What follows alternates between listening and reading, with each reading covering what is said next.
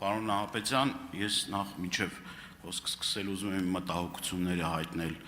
Արտաշատի համայնքի ղեկավարի առողջական վիճակի մասին, որտեղ վերջերս հանդիպումներից մեկի ժամանակ տեսանք ինչ ուժգին հարված ստացավ Հայաստանի Հանրապետության վարչապետի կողմից հենց այն խոսքի վրա, որ լեզվի սայթակում էր արել խեղճը եւ համարձակվել էր ասել, որ մեր Արամի շենքերն է խոսքը ոստիկանապետ Արամ Հովանիսյանի, եթե չեմ սխալվում ազգանունը, շենքերի մասին է։ Այլ հարցս հետևյալն է. դուք այդ հարցի վերաբերյալ քրեական բարույթ նախաձեռնել եք, թե ոչ։ Եթե ոչ, ինչու չեք նախաձեռնել։ Հաջորդ իմ հարցը վերաբերվում է ճանապարհային դեպարտամենտին եւ առհասարակ ասֆալտապատման աշխատանքներին։ Բազմաթիվ անգամներ բարձրաձայնել ենք անորակ ասֆալտի, փոխկապակցված անձնավորությունների հետ կապված խնդիրների եւ ճանապարհամաքրման աշխատանքների եւ այլ եւ այլ։ Այս ուղղությամբ որևէ մի գործ տեղից շարժվել է, թե չէ։ Եվ երրորդ հարցը, ասում եք գործում զղջացել է։ Այդ ո՞նց եք որոշում։ Այս մեկը զղջացել է, այն մեկը չի, այսինքն կարա հանցանկանի գործում զղջա եւ գործը ջրվի գնա։ Այսինքն ես ուզում եմ հասկանամ այդ բանը, էլի, այդ ո՞նց է այդ զղջման բանը, ո՞նց է արտաքին տեսքից է, թե մերձիշխանական շրջանակներից է, թե ո՞նց է, էլի, այդ հանգամանք ուզում եմ հասկանամ։ Եվ հաջորդ իմ հարցը, դուք այստեղ նաև գործընկերս ասես թմրանյութերի հետ կապված։ Հիմա Հայաստան, եթե չեմ սխալվում, մոտ 1 տոննային մոտ 700-800, չգիտեմ հստակ թիվը, տոննա նարկոտիկ է բերվել Հայաստան, այդ գործը կա։ Հիմա այդ գործի շրջանակներում որևէ մի պաշտոնյայի վրա քրեական գործ հարուցվել է, թե չէ, հասկանում ենք, չէ՞ որ երկնքից չի ընկել այդ նարկոտիկը, սահմանով է եկել, մարդիկ կան եւ այլ եւ այլ։ Խնդրում եմ նաեւ այս հարցին պատասխանեք։ Շնորհակալություն, առաջի հարցի հետ կապված, պարոն Դանիելյան, ասեմ, որ քրեական վարույթ չկա։ Չունենք նախաձեռնված քրեական վարույթ, թմրամիջոցների հետ կապված ես այս հարցադրմանը պատասխանեցի, որ դա չի մտնում հակակոռուպցիոն կոմիտեի գործառույթների մեջ ընդհանուր թմրամիջոցների դեմ պայքարի եւ դրանով նախաքննության կատարման լիազորությունը վերապահված չէ հակակոռուպցիոն կոմիտեին, անգամ ձեր նշած դեպքում թե արդյոք որևէ պաշտոնյա ներգրաված է եղել, որպես որ թմրամիջոցը հասել է Հայաստանի Հանրապետություն, ըստ էության նկարագրում եք անփութության իրավիճակ, եթե պաշտոնյան անփույթ է եղել, այս դեպքում ունենք վարույթ թե չէ, պաշտոնական անփութության դեպքում եւս քննությունը վերապահված է քննչական կոմիտեին եւ ձեր հարցադրմանը ես չեմ կարող պատասխանել, եթե ունենում ենք դիտավորություն վարույթով հիմնավորված, ապա այդ դեպքում նախաքննության կատարելու լիազորությամբ օժտված է հակակոռուպցիոն կոմիտեն։ Ձեր նշած դեպքում մենք նմանատիպ վարույթ կամ նմանատիպ դեպք ըստ էության չունենք։ Ճանապարհների հետ կապված մենք ունենք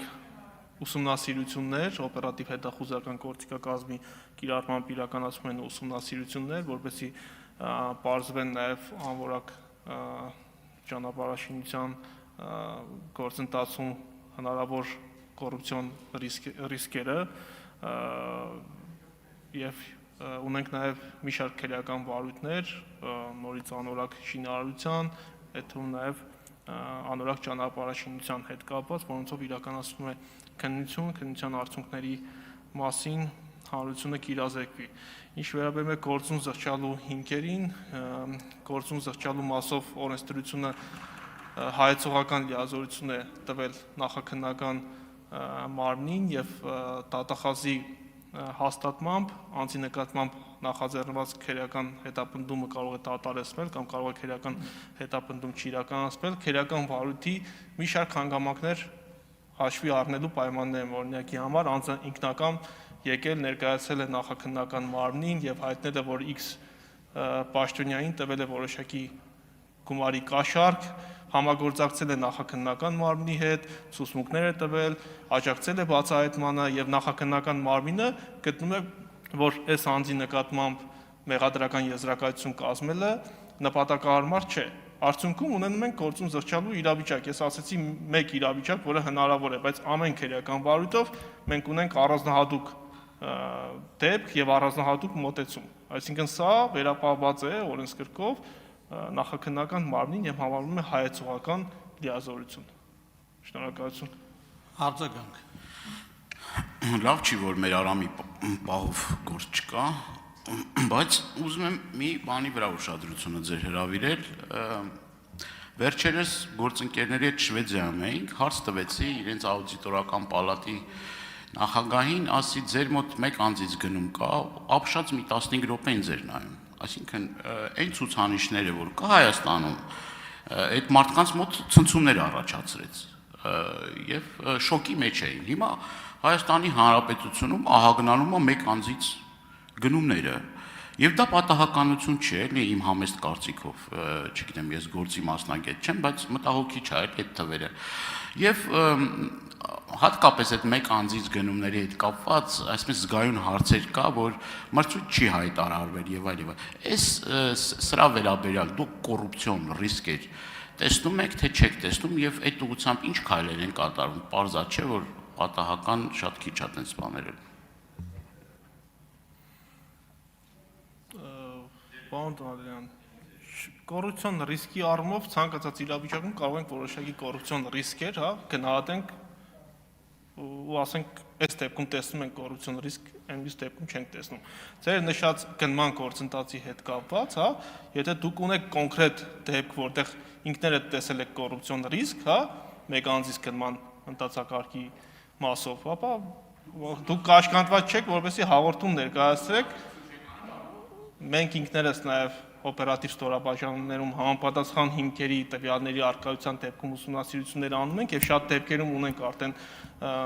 նախաձեռնված քերական վարույթներ, երբ որ գտնում ենք, որ գնման process է խախտվել, գնման դասակարգ է խախտվել։ Սակայն եթե դուք ինքներդ ունեք նմանատիպ դեպք, որպեսզի ես ձեր հարցին ընդհանրական չպատասխանեմ, ներկայացրեք այդ դեպքը, մենք իրավական գնահատական տանք ու ձեր հարցադրումը ստացվի, որ լիարժեք պատասխան է ստացել։ Շնորհակալություն։